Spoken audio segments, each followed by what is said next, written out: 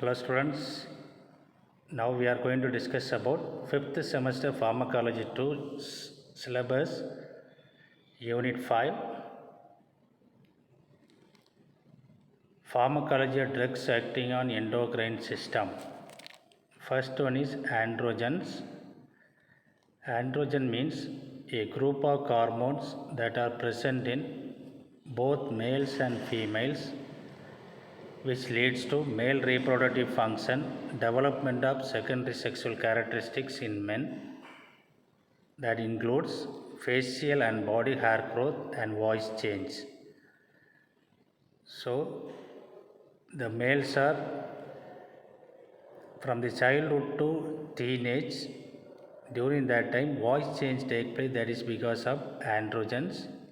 Mainly that hormone is called as testosterone. Second one is anabolic steroids. Anabolic steroids are synthetic hormones that are made in the laboratory from testosterone, which are used to promote the tissue growth.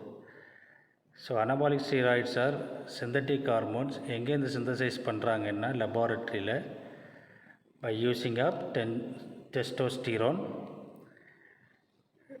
Anabolic steroids mainly peoples, they are bodybuilders and athletics peoples will be used for the purpose of promote the tissue growth and improve the muscle strength. Then estrogen. Estrogens are hormones that are important for sexual and reproductive development, mainly in women. 3 types of estrogens are there. Estradiol E2 that take place during the childbearing age. Estriol E3 that will be take place in the during pregnancy, and estrone E1 that will be stay on the menopausal stage. So these are the things we are going to study in later. Then progesterone. Progesterone is an endogenous steroid. It is a sex hormone which is involved in the menstrual cycle, pregnancy and embryogenesis of hormones for humans and other species. So progesterone is the hormone after ovulation it is released from the uterus. It is mainly involved in the maintenance of the pregnancy. And oral contraceptives. Oral contraceptives are drugs which are used to prevent the unwanted pregnancy. It contains a combination of estrogen and progestin, which are mainly used to treat the or prevent the unwanted pregnancy. Then bioassay. What is bioassay?